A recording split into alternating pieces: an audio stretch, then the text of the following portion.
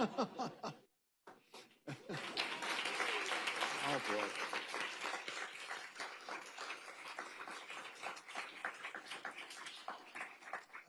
So welcome all. We have members of the CFR here and also virtually. So welcome. It's good to have you all here for what I think will be a wonderful panel. And thank you all for being with us. I'll start off with introducing the person who needs it the least. That's Hillary Clinton, who is the former, of course, Secretary of State, also former senator from our great state of New York, and as I recall, ran for president at one point. And then I'll introduce her boss, actually, God, yes. who is the dean of the Columbia School of International and Public Affairs, who's a well-known author in public affairs, really distinguished author, and as well as being dean. And basically, they worked together on this course that they'll tell us about the situation, which gave rise, as I understand it, to the book that we're celebrating. And then Mr. Ambassador Sullivan, John Sullivan, who has spent half of his time as a lawyer. I'm a recovering lawyer. He is still a lawyer. But half of his time has been in public service with a lot of very senior positions, including as Deputy Secretary of State, as well as Ambassador from the United States to Russia at a critical time, fair to say, in the build up to the Ukraine war. So thank you all so much for the book, for the course, and for being here. So I will start with you, if I could, Secretary Clinton. You teach this course on Situation Room. Why do you do it? That's a really good question. David, I am thrilled to be at Columbia at the School of International and Public Affairs with my colleague and friend, the dean, teaching a course about decision-making, especially crisis decision-making, but really decision-making in a way that I think our students, and we have a very big class of, I guess, nearly 400 students, that is aimed at trying to unpack what goes into making decisions, the human elements that are at work, whether you're the president or in business or in a personal situation, trying to think through what is it that is influencing you that you're not even aware that it is. How do you sort through your own pre-existing biases, your own assessment of the information that you're being given to act on? How do you make a decision in a stressful situation? It seemed to me that that was a pretty timely subject that we should spend some time thinking about and exploring, both in preparing the course and then in teaching it. So it's a 90-minute course, and we spend 70 minutes going over the material for that class.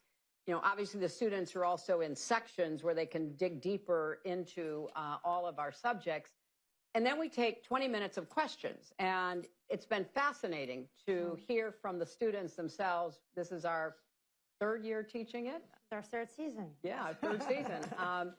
And I have learned a lot. I've learned also how it would be beneficial for both academics, theoreticians, researchers, practitioners, leaders, policymakers to have more of a dialogue, to actually learn from each other. I think it would benefit the work in academia to have more insight into what it's like actually being in the Situation Room. And I know from my own experience, it would be beneficial to have names to put to some of the reactions and the discussions that we're having. So it's been a great experience for me personally. So you pointed to one of the key, I think, issues in the book of practitioners and academics, theoreticians, as you said. You obviously are a practitioner of the first order. Dean, you're an academic. So talk about that side of it, because we study these things, we read about them in foreign affairs and other places, we read about them, and it also is a lot of law, international law, there are institutions, there are power issues, but there's also some people involved. Yeah, exactly. And this, so I have to say, this has been such a great honor for me and an incredible experience. So I obviously, I'm a scholar of international security, a psychologist, spent a lot of time in presidential archives reading the transcript of the meetings. And then, in the scholarly community, we have theories, the kind of questions that we ask about what is the pattern of behavior that we see across time, across space. As we study foreign policy decision making. So sometimes we look at particular cases. Sometimes we look at, can we see trends over time or patterns? Then you bring it with the practitioners that bring the experience and expertise from being in the room. And in many cases, and what I found to be in the conversation with Hillary is that many times we're focusing on similar questions, but we have very different language or the way that we think about or talk about it, if you're a scholar versus if you're a practitioner. But many times there's a big disconnect between the scholarly community and the policymakers about what are the right set of questions, how do we need to think about it. And so the gaps are very important to explore, and this is what we were doing. We wrote the book because there was no collection of essays of the current state of what we know, what we think we know, what we don't know, that brings both the scholars and the academics. And in particular, if you look at the literature and the scholarship on the role of psychology and how much that explains foreign policy decision-making, how much the psychology of the individuals in the room drives those decisions, and why it is that we keep getting surprised by the behavior of our adversaries. And we keep getting it wrong. It's the policymakers, sometimes it's the intelligence community. So what is the source of that? And if we want to really understand that, the answer is not, is not in rational choice and hyper-rationalist expectations. That's actually what fails us again and again. But it's in our inability to really either empathize, to put ourselves in the shoes of the others, or understand our own biases, beliefs, and misperceptions. And there is a really interesting body and growing body of literature, starting with my own mentor, Robert Jervis, but the work of Kahneman and Tversky on heuristics and judgment that we bring into the analysis. And we show to the students, both in theory, why it matters and how it works, but also how it explains real cases. And this was one of the things that I loved talking to Hillary about, because when we talked about prospect theory for the first time, she went like, oh, wow, that explains so much of how I think about Putin's behavior, or now with Benjamin Netanyahu, and so on. So there's just a lot that, similarly, I think we gain by bringing those insights and focus on the human elements, the patterns and the biases that get us surprised at the end. Give a quick explanation of prospect theory, because I want everybody to go, aha. Well, this is one of the insights that came from the work of Kahneman and Tversky, and the ideas about loss aversion and biases, that when you are in a domain of loss, you are much more likely to run risks to recover losses than compared to when you are trying to, when you're in a domain of gains. And that explains a lot of why we all of a sudden see change in the pattern of behavior, leaders willing to run more risks to recover losses compared to situation of gains. And we're talking about this in the context of, if you want to understand the Ukraine, the decision to invade Ukraine, what's driving this, you have to really understand Putin's psychology and the reference point, and how it's all about, in his mind, regaining the Soviet empire. You want to understand Benjamin Netanyahu's willingness to run risks after October 7, as opposed to being very risk averse before. That also explains a lot of it. So that's where I think the gist of it, I would say. So, Ambassador Sullivan, it strikes me when we talk about practitioner, you're a practitioner twice over, of law as well as of diplomacy.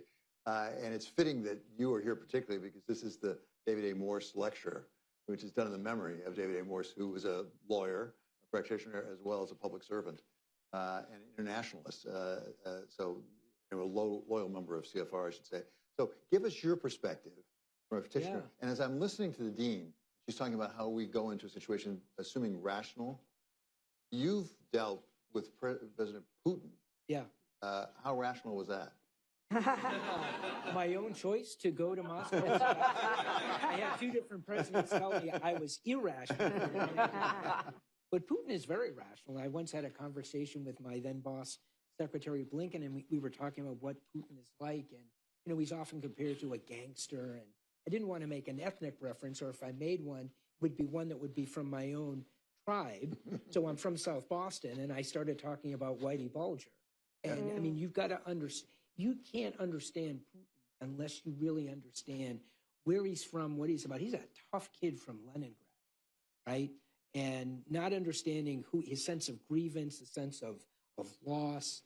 But to get back to your original question, I hadn't thought I'd be talking about this today, but I was often asked by law students, by more junior officers at the department, how my training as a lawyer helped me as, well, you know, that much, you know, all of your work, you know, going to law school as a law clerk for Justice Souter, et cetera, wasted on you at the State Department. I said, absolutely not. I'm an advocate.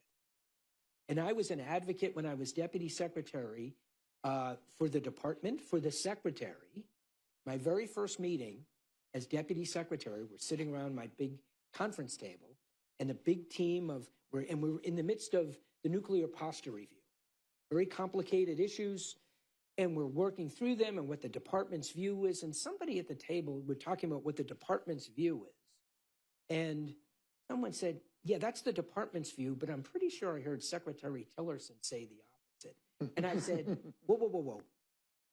The secretary's view controls what the department does. That's my client. You think about representing a company, the CEO, the board. My client is the secretary. And if the secretary, if that's his view, I could try to convince him if I think he's wrong, but I then go to the interagency and advocate for him. And of course, for the United States, for the president in international fora, but then as ambassador, again, advocating for the United States for wrongfully detained Americans in Russia. Very much a case of advocacy for them, both publicly in the media and with the Russian government.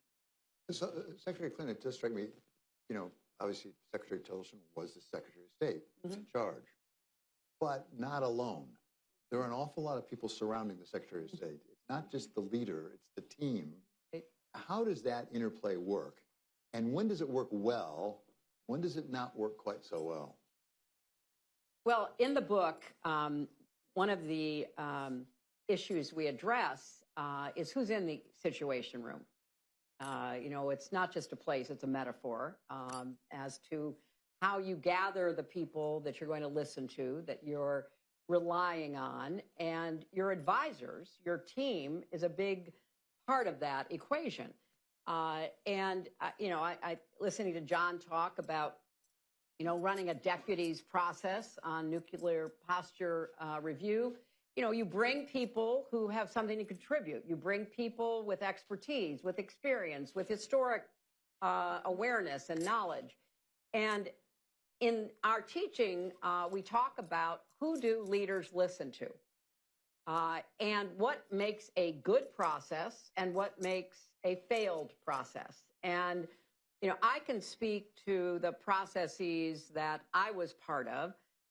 And one of the things that I appreciated about working for President Obama is that he welcomed different opinions, different perspectives inside the Situation Room. And we would have vigorous debates that sometimes would, you know, permeate the rest of the government. You know, they came up from the bottom as opposed to coming from the top.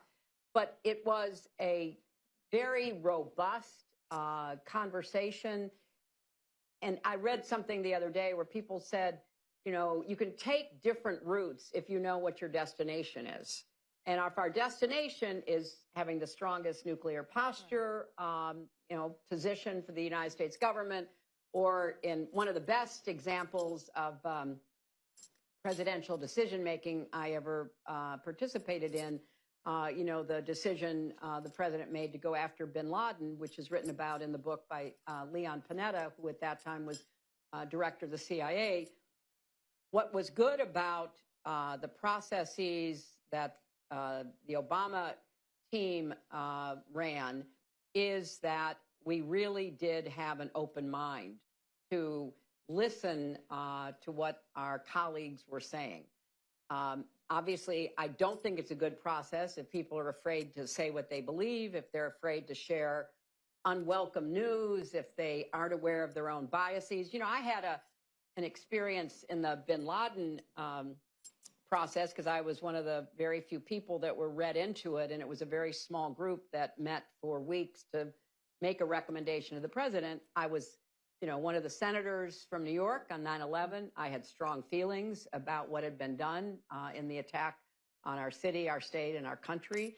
I wanted to get bin Laden. It was one of my, you know, personal hopes that it would happen, maybe under the Obama presidency, of which I was going to be a part. And I made that clear to President Obama from the very beginning that I thought it was unfinished business that needed to be pursued. So I had to be aware when I was reviewing the intelligence we had that my bias was going to be, I wanted to see a very positive route forward to the destination of getting bin Laden. So when the red team on the intelligence came back and said, we think there's a 40 to 60% assessment as to whether this compound in Pakistan is housing him, you know, that's not 90, not even 80. And so I had to be aware of my bias in favor of action, my bias in favor of, you know, going after the person who had ordered the murders of, you know, 3,000 human beings in our city.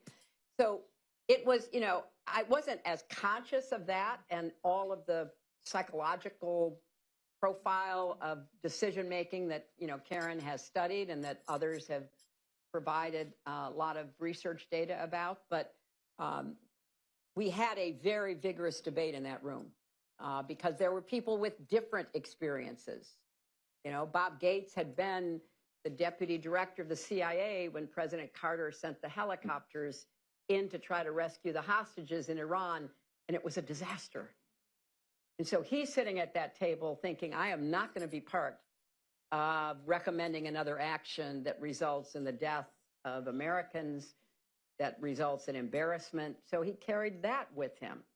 We had the chairman of the Joint Chiefs and the, you know, deputy chair. They had all of this great technology, Predator drones, cruise missiles. Why would we risk American, you know, military personnel if we could just drop a Predator drone on that compound? Well, then we wouldn't know if we got them, but we wouldn't risk any losses. So this was the kind of really open debate that went on for hours that we had to work our way through and then, you know, individually make a recommendation to the president. But it went to the kind of decision making that I thought at the time was exactly what was called for. And now, having taught the course and actually read the syllabus, I have a better understanding of why what was done was the right way to do it. And speaking for myself, good job. Thank you. Osama bin Laden, that was a good result. But that's an example, Ambassador Sullivan, that's an example where it's our goal. We want to make sure we take out Osama bin Laden, right? Right. What about when it's the other side's goal? Like, for example, just to take one at random, President Putin in Ukraine, where there's a threat assessment. There's a major theme through the book is threat assessment. What goes into that? Right. Where can it go wrong? Did we get the threat assessment wrong when it comes to Putin in Ukraine? Certainly President Zelensky, as I recall, late on was saying, we don't think he's coming in. Yeah, and Zelensky subsequently explained that by saying, well, what did you want me to do? Say that the country's going to fall apart when the Russian military comes in? I mean, instill panic? So he was in a difficult place himself. But on the one hand, the intelligence community, which is Secretary Clinton knows much better than I, rarely comes to a consensus on any particular issue, whether it's the Havana syndrome or you name it. But on what Putin was going to do to Ukraine starting, and this was as of the end of October, beginning of November of 2021, there was consensus. We knew what he was going to do. And I went with Ambassador Burns when he met with Putin and with the senior Russian leadership. It's one thing to know and to see the facts, but it's another thing to internalize it and say, this is going to be a catastrophe. We're going to have to deal with this. We're trying for months to talk the Russians out of it. And the Russians, in real time, it was occurring to me, this is sham diplomacy. They are just giving us a stiff arm. They're pretending to negotiate with us. They're reading from prepared talking points. They're making outrageous demands. They handed me 2 draft treaties in mid-December of 2021, only in Russian, and said, we want a U.S. negotiating team in Geneva in 2 days to negotiate these. Why? Why is there a crisis? You understand how long it's going to take me to get these translated so the president and the Secretary of State can read them? And you want to negotiate? And if you go back in history and you look at the crisis diplomacy, for example, that Hitler used in the summer of 1939, the same thing. You create a crisis. He did it with the Sudeten crisis. The Sudeten crisis was a crisis because Hitler created it. Ukraine was a crisis because Putin created it, and then imposed outrageous deadlines and demand satisfaction, claiming that if he's not satisfied, it's an existential threat to the Russian Federation. And what do I back that up with? The largest stockpile of nuclear in the world. So Dean, Other than that, it was it went just fine. It went just fine. So, Dean, you have done the academic work, threat assessment. What goes into threat assessment? Where does it go wrong? How can you try to get back on track? What do you learn from that? So, I've done the work, and it's a big part, as you said, of what we teach and what's in the book. So we talk about threat assessment as having several components, but let's simplify the capabilities and intention. My first book was, what are the common biases that policymakers, exist when policymakers try to understand the intentions of an adversary? And what are the common biases that the intelligence community makes? And we see this pattern again and again. Take, for example, the idea of what I mentioned before, mirror imaging. The idea that you would tend to think about the adversary thinking in exactly the same way that you do, right? This inability to empathize, put ourselves in the shoes of the other. There are a lot of different, and so we go through the different kinds of patterns and biases that we tend to see that make us, misunderstand and misperceive the intentions of the adversary. And we also talk in the book about the role of emotions and how much they affect, in a way that we don't even understand, how much they affect and shape our willingness to take risks, the way that we choose what course and action to pursue. And if you look at October 7th, for example, and threat assessment in the context, we don't talk about it as much in the book. But obviously, as we all know, these are exactly the same pattern of behavior and biases that the Israeli intelligence and policymakers failed because it was a set of, or a conception or a set of beliefs that nobody questioned, and we can go on to why nobody questioned it, that repeated itself, exactly 50 years after the previous major intelligence failure of 1973. And so why is it that, we're not learning the lessons and we're not looking at ourselves to understand why it is that we keep letting those biases get in the way, and not just about not having a team B to do this kind of red teaming assessment and tell us where the vulnerabilities are and how we think. But the process, there's just not enough of a debate about the underlying, the fundamental assumptions that are all, our foreign policy is built upon. And that's what happened in Israel. It happens in the United States repeatedly. And that's when we are asking our students at the end of the class to write a postmortem as a group. Take a decision. It doesn't matter at the end if it was a failure or a success, but we want them to focus on the process. Do we see the kind of debate, the kind of discussion, the kind of examining and re-examining our assumptions and beliefs? And what happens if, what happens as a result? And it's beautiful to see what the students come up with. And sometimes we have great processes at the end result in a failure. That's okay too. That happens too, but that's part of the process. Okay, Clinton, for some reason, I can't imagine predictability has come into the national discourse in recent days. And you and the dean have written recently in the New York Times Yes, about the role of predictability in foreign affairs. And in fairness, as I was reading it, I thought, well, Nixon did write in his memoir that he thought there was a rule, he wanted there to be some percentage, but the Soviets at that point thought he might just be nuts. Right. Because it just kept him off guard. Yes. So tell us about your theories about predictability, when it's good, when maybe it's overrated. Well, we did. We wrote a piece that was in the Times a few weeks ago about the over-personalization of foreign policy. And it is a temptation that is impossible to resist for every leader to believe, however that leader came to the position of power that he and occasionally she have, that you are able to read people. You are able to, as George Bush said about Putin, look into their soul. You're able to write them a letter like Trump did with Kim Jong-un, and you're going to dominate and shape world events. Now, occasionally that could happen. Occasionally. I think it did happen when Reagan met Gorbachev, and Reagan basically said, I think this guy is a different kind of, Soviet Russian leader. I think we can deal with him, and let's take a different approach. So it occasionally can happen. But it's been our experience, and certainly the research shows, that you introduce through this over-personalization volatility. And really the volatility becomes a greater driver than your credibility, your ability to really read this person, to manage this person, to try to shape the events. And Nixon, we mentioned in the piece, he had this theory that he wanted to appear unpredictable, the madman theory of leadership.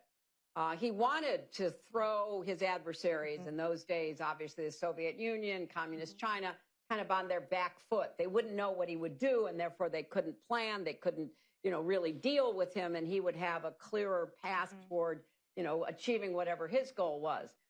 And he even went so far as to put our nuclear forces on a high alert, because he thought that that would send a message of unpredictability, don't mess with me, you're never going to know what I'm capable of doing. According to the research, and I'll let Karen, finish on the research, it wasn't perceived that way. Yeah. So this is a theme that we talk about in face-to-face diplomacy, and I have to say, so we said, Trump is not different in many ways in this kind of inclination that to feel that this is, again, it's a common bias. We call it the vividness. Again, Kahneman and Tversky is neuroscience literature that explains this.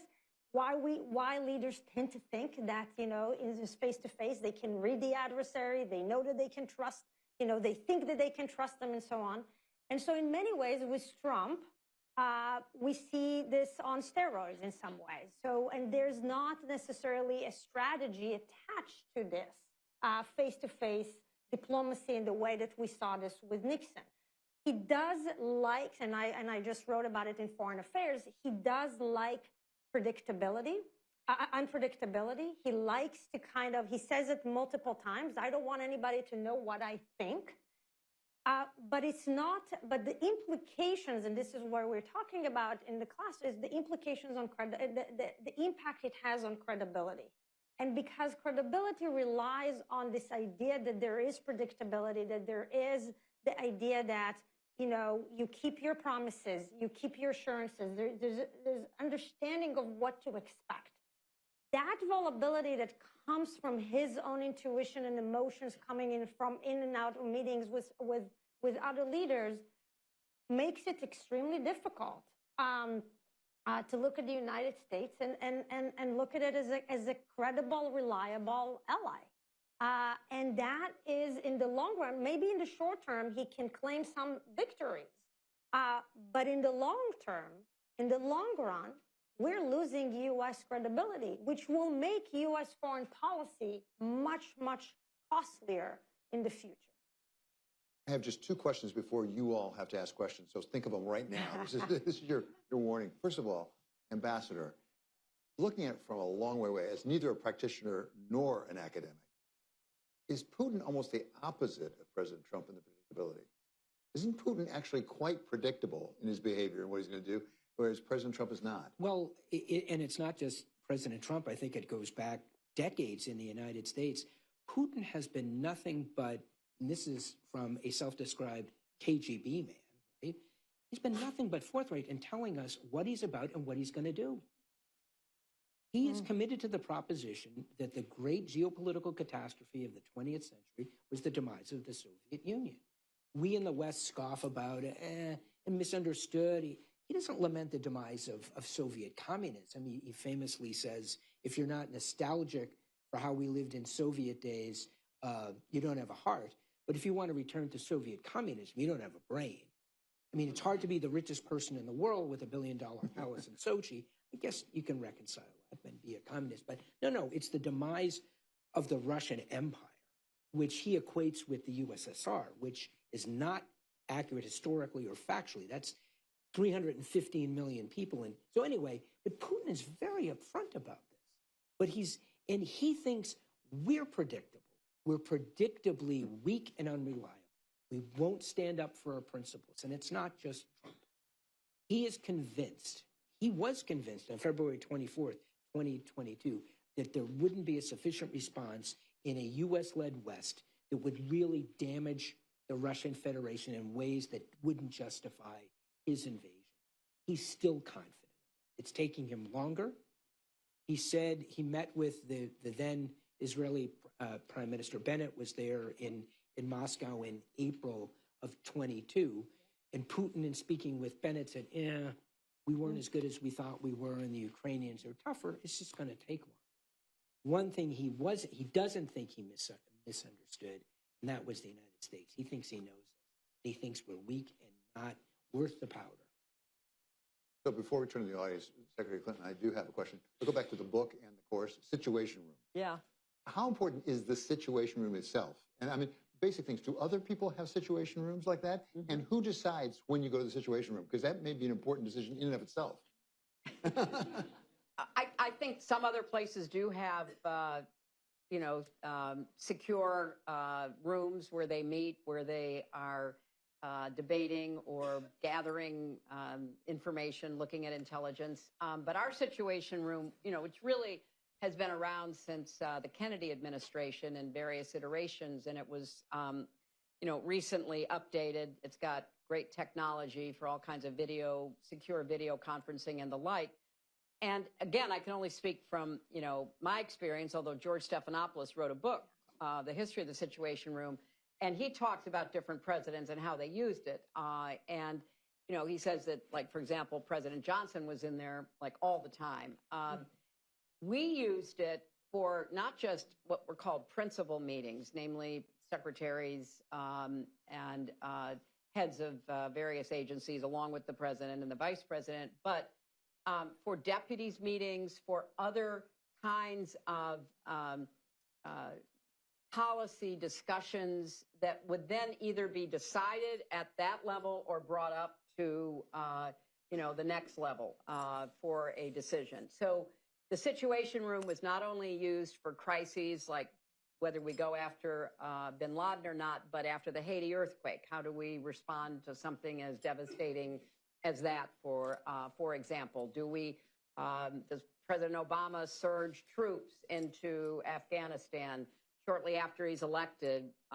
He said that was a good war. Does that mean he's going to put more troops in? The Defense Department wants more troops. I mean, those are the kinds of issues. What are we going to do to respond to the Arab Spring? Do we call for Mubarak to step down or not? I mean, there's just a lot that happens in the Situation Room. And because you have access to video conferencing, you can, talk to the ambassador in Moscow, find out, what he thinks, or turn on TV and find out what Al Jazeera is saying about the Arab Spring. You can, gather a lot of information. So the decisions are really made by the National Security Council, which is the gatekeeper to the Situation Room. The room itself is run by career people, primarily DOD and CIA and NSA, other intelligence professionals. And, you know, it's 24/7. It's a constant hub of information coming in. If a plane is attacked in Turkey, you know, that will get to the Situation Room, and that will then be conveyed to, you know, the NSC and maybe to the president. So it is a place. Now, when we traveled, we often had makeshift Situation Rooms, which usually consisted of tents in hotel rooms with ambient noise to try to, you know, interfere with microphones pointed our way, but to try to keep cameras from picturing us or any material that we were reading. We would sometimes huddle in limousines after they'd been screened and searched for any kind of listening or video devices. So, you know, but the actual Situation Room obviously is in the basement of the White House, and that remains the kind of, you know, the hub of all sorts of activity. And, you know, maybe we'll find out how this administration is or isn't using it, but, you know, presidents have used it in different ways over the last, you know, X number of years since the Kennedy administration. They have a signal chat. They have signal chat. So my perception from the first 3 years of the Trump 45 administration was we would have to drag the president out of the Oval President Trump. And it was because he just loved being in the Oval. It was bright. He could sit behind the Resolute desk.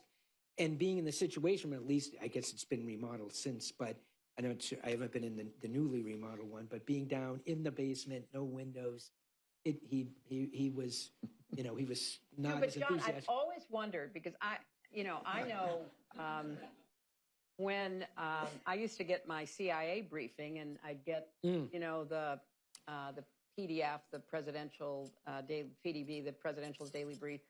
You know, they would tell me in my house I had to get briefed, you know, behind closed doors with drawn drapes, with, you know, no potential for microphones, which can pick up sound from a long distance, you know, long distance cameras. I mean, so you know, the Oval has a lot of glass. Absolutely. Absolutely. Just but saying. But it's his stage, and he's behind the Resolute desk. He decorated it. Yep. It is pretty. It is pretty. Okay, so I've enjoyed it enough. It's time for you to have some fun. Yeah, so there's a lot of hands. We have microphones, right? We have microphones here? So here. Okay, so why don't we just pick here, right here.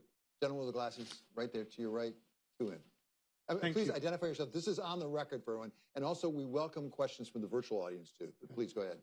Thank you very much. Raul Gallegos from Morgan Stanley. First of all, thank you so much for speaking to us tonight. My question is for Secretary Clinton. We've seen an military escalation in the Caribbean right now.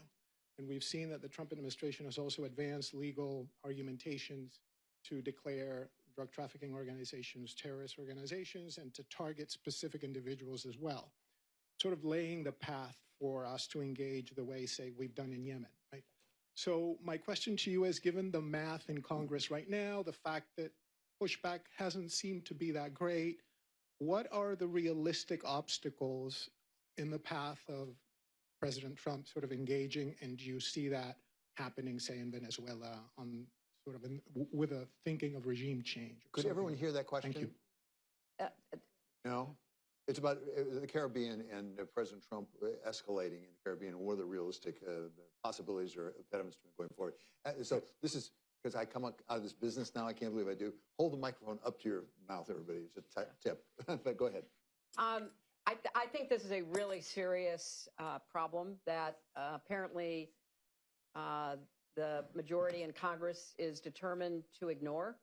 I think that in any other setting that I can imagine, where you have no predicate laid, where you have no briefing, where you have no information, we have no idea whether these boats were fishing boats, cruising, you know, family boats, drug boats. We don't have any idea, and neither do they, is my assessment. Because if they did have an idea, they would at least share that information. They are laying the predicate for some kind of military action against Maduro, in my opinion. And I think that the Congress has abdicated its responsibility on everything with the president, and in particular, without any demand that Hegseth and others show up and show them why they are destroying these boats. You have a small boat. The biggest that I've read about is 12 passengers, right? You have major naval forces in the area. Plus, you can also call on the Coast Guard, stop the boat, get on the boat, find out what's on the boat. I mean, that's the way you're supposed to do it, as based on, everything we've done in the past. But I do think that there seems to be a desire on the part of the administration to confront Maduro. And maybe their thinking is that if they, blow a lot of these boats out of the water and they send a message, they can intimidate him into somehow leaving or giving up power. We have to be really careful about this. I mean, I read a very thoughtful piece about Venezuela last week that said it would make Libya look like a normal country after the fall of Gaddafi. There are military forces, militia forces, drug cartels. So if we're going to have some kind of foreign policy goal, we want to get rid of Maduro, what comes next? And who takes responsibility for that? And are we going to have a giant Somalia on the coast of South America? So I think this is not well thought through. There's not even really a lot. I mean, if the goal is to get rid of fentanyl, it doesn't come from Venezuela. It doesn't come from that side of Latin America. It comes from China to Mexico. So I just feel like, there is a larger goal in mind, and I don't think it's very well thought through. Okay, next question. Let's see. How about right down here in front, please? And hold the mic up to you. I hear you. There we go. Thank you very much. Looking forward to reading the book. Manish Waltherpuri, IANS Research. I would love to hear from each of you the last time you were genuinely surprised. And I don't mean that the percentage was off or it was more likely or less likely, but the scope, scale, or speed of the outcome genuinely changed. You had to go back and revisit the rubric by which you were evaluating, and then what you learned from that. Thank you. Thanks. You want to start? Well, sure. I mean, that's really an easy one for me. I knew that Putin was going to invade Ukraine, and it wasn't going to be a minor incursion, right? It was going to be an honest-to-goodness, full-scale war. I, along with my colleagues, I think across the administration, were convinced that Ukraine would collapse. That as Hitler said at the start of Operation Barbarossa about the Soviet Union, it's a rickety old shack. All we need to do is kick the door in. That's what Putin thought about Ukraine. Everyone thought that Zelensky, at best, was going to be like Dubček, right?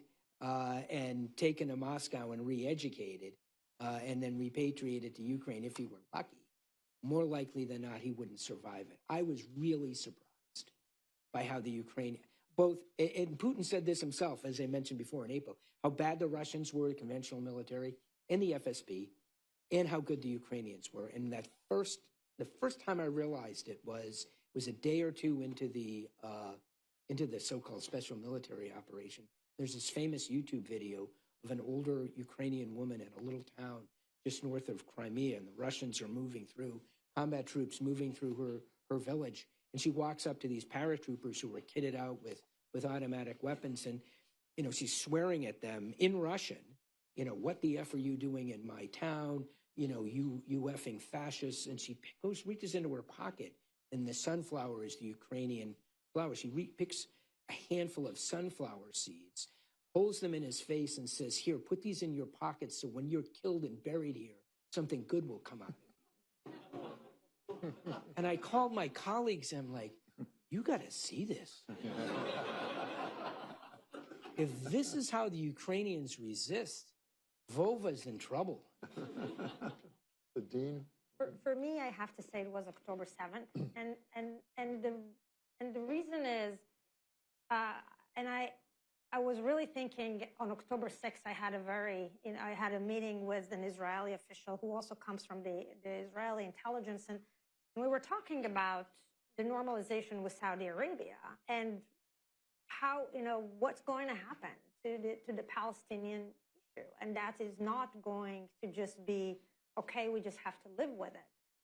My assessment at the time was that we might be seeing a third intifada coming in the West Bank as a result of that, something like that. It did not occur to me that this would be coming from Hamas, not because you didn't think about the intentions or the capabilities of Hamas to do that, but it was from my assessment at the time was that the Israeli intelligence, based on what I understood or thought that I understood, in terms of the collection of intelligence and their ability to really respond in real time. And that to me was where it was a big surprise in terms of how the intelligence in Israel has been operating, during the years leading to October 7th. Well, I have to agree with both of them. I mean, I think that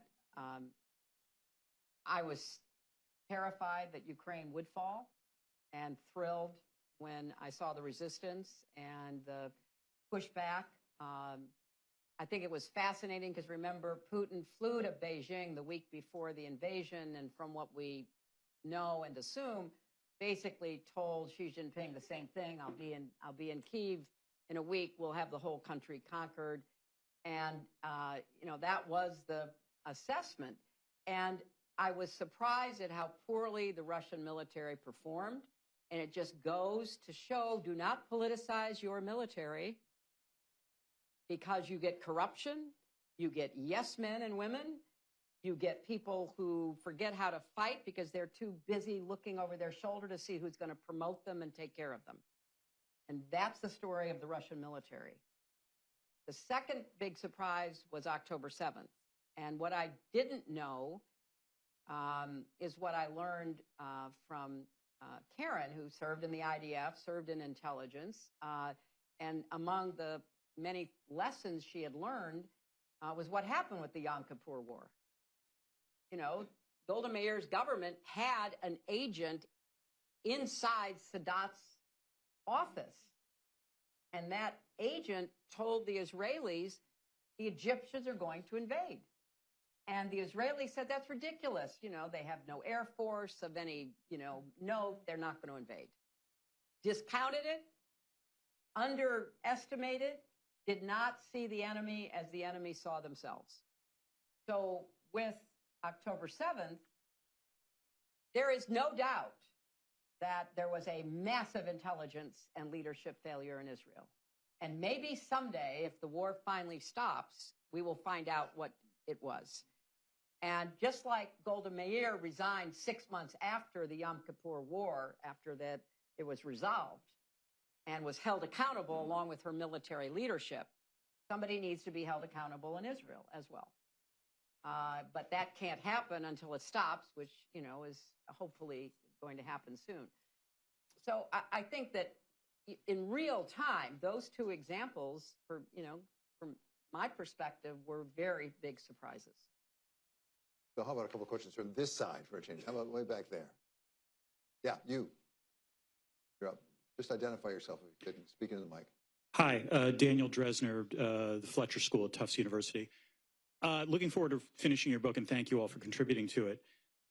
There's an underlying premise in your book, which is it's a question of how policymakers or thinkers take intelligence information or threat assessments and perceive them or misperceive them.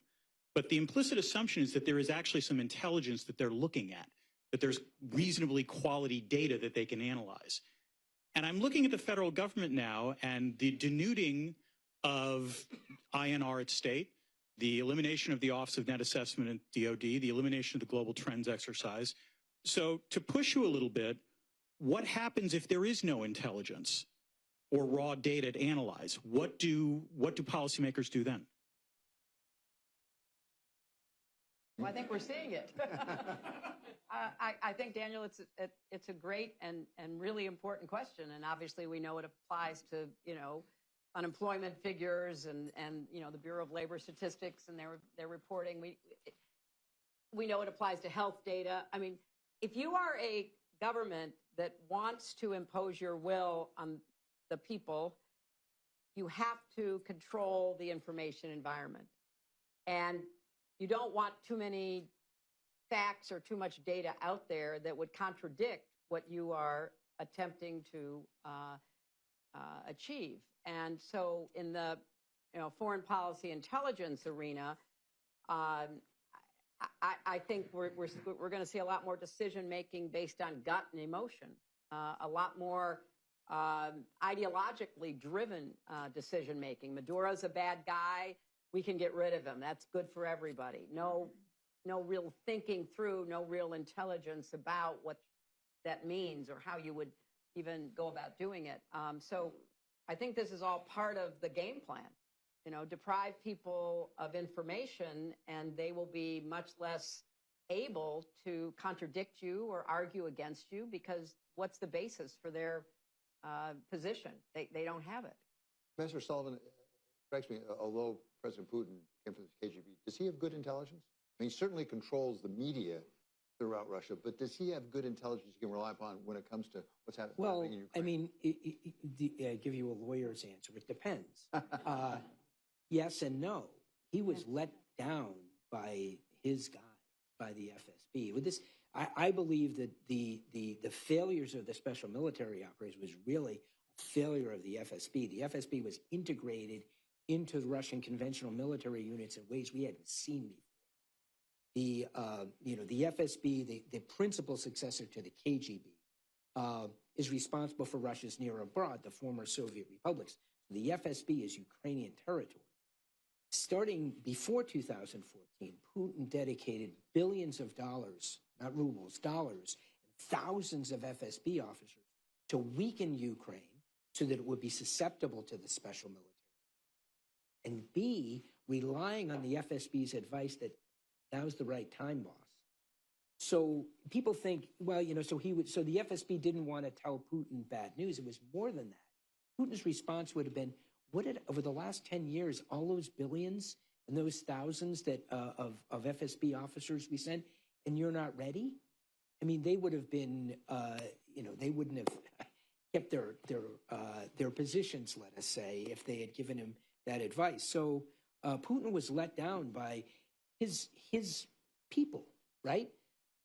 But in thinking about, as we're examining both from the U.S. government, the Israeli government, I don't believe there is this type of assessment within the Russian government, what went wrong in 2022. I wrote about this in my book. How do you improve if you can't? Who's held responsible? Yeah, there were some generals who were fired, those who weren't killed because they were using their cell phones in the battlefield, and the Ukrainians killed them. But there isn't that type of assessment. It took years for Shoigu, the defense minister, to finally be replaced and moved to replace Nikolai Patrushev at the Security Council. So he's got good tactical information, but on the bigger picture, I don't think he necessarily gets a good view. I'm told we have a question right from the virtual audience. So go ahead. Just identify yourself, if you could, please, and speak up. We'll take our next question from Simone Williams. Hi, good afternoon, evening. Thank you guys for an amazing presentation. I'm glad to hear that we're thinking through the decision, like how we think through decision making. I took a class in grad school on it, so it's great to see it's passing through. My question for our co-authors and teachers is, more often than not, we look at these theories of decision making by looking to the past and looking at how we thought through these decisions. But what can we do to use this moving forward and in a proactive way? For example, like, is there training we should have for senior leaders? Are there other ways we can use these tools to help advance and improve our decision making? Thank you. I think that's what you do. Well, I think so. Look, I mean, in our world, I think both the scholarly community can and should do more, and I think both policymakers can and should do more. And I'll explain what I mean. For us, the community of scholars who write about decision making and foreign policy, many times we write as academics to the academic community. The way we write it, the way we publish it, the way we are in our own world in an ivory tower, and it's very convenient and very easy. But what we say and what we do is really important. And it's important today more than ever because the questions on foreign policy and everything else are quite complex. And because we have a unique advantage of going into looking at it from the past and thinking about the implications for the future. So we in academia, and this is what we do this in the policy school, and this is a big part of what we do at CEPA, is to produce things that are academically relevant and that engage with the world, engage with policymakers from across the political spectrum and say, here's what we can offer based on evidence and data and whenever it is also science. So I think we need to do more. Policymakers, and going back to Daniel's question, they have to be willing to invite us in and to engage and to understand that they don't know everything and that might be biased and that there is a way for the communities to work together because they cannot do it all. Even the State Department today, they are not equipped and not under Biden and not now to handle everything that is happening in the world and do this long-term strategic analysis and assessment and planning for different things. So there is a lot of room for more people to be part of the process and bring their expertise. So that's how I'm thinking about as two communities. And in terms of training, yes, sometimes training work. I think that I see this with our students. When you teach them about biases and decision-making, you become more aware of it. It doesn't eliminate it, but you're just more aware of what it is that is really at the back of your mind, driving your analysis, what information you pay attention to, what information you don't, and why. So that's by teaching and talking about it, we become more aware. It's never going to eliminate the problem. Okay, I think we have time for about one more question. We want to come right down here in front.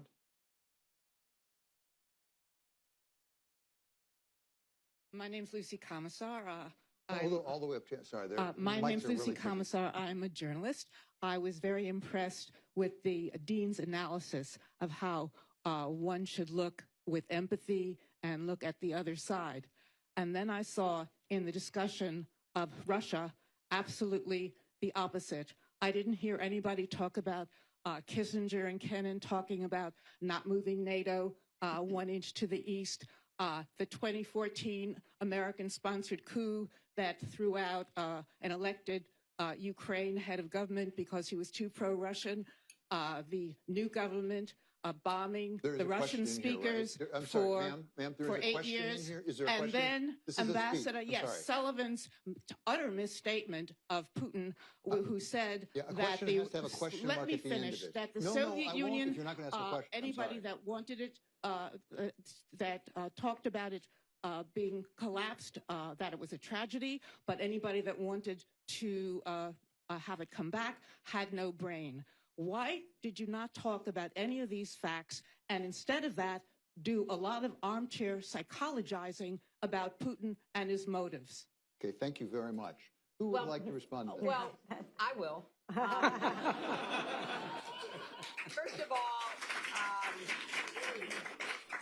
I reject the premise of your question. I think you have gone into a lot of misstatements. I don't agree at all about lack of empathy and understanding. You know, both John and I have spent a lot of time with Putin trying to understand, and what we finally understood is that he wants to destroy the West and destroy the United States. And you may disagree with that. You may have a more benevolent view of what he did, invading, first of all, making up Chechen war, invading Georgia, invading Ukraine twice, threatening his neighbors, being Assad's Air Force. I could go on and on. So you have your view. I do not think it is the view supported by history, and certainly not the view of what we're seeing today. I would commend to you, if you're willing to read it, a recent study out of the University of Munich talking about what if Putin could win. Because there's no doubt with his latest drone activity and what he's trying to do to intimidate everybody from Poland to Romania to Denmark to Italy, he is sending a message that you had better back off from supporting Ukraine, a free and independent country that has every right to chart its own sovereign future, just like Poland did joining NATO, just like Estonia, Latvia, and Lithuania did joining NATO. Putin and Russia don't have a veto over what free and independent nations can choose for themselves. It's time he understood that and got over both his history and the greater history that has kept him imprisoned and kept Russia poor, an extractive commodity market that could do so much more on behalf of its own people. So you and I have a disagreement.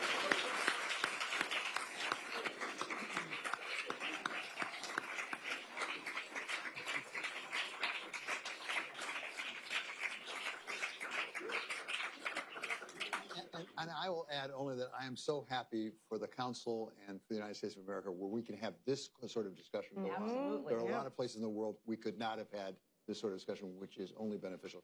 So thank you very much, Secretary Clinton.